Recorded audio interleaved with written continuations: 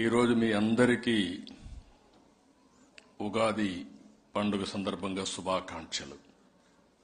ఇప్పుడే నాగపణి శర్మ గారు మాట్లాడారు.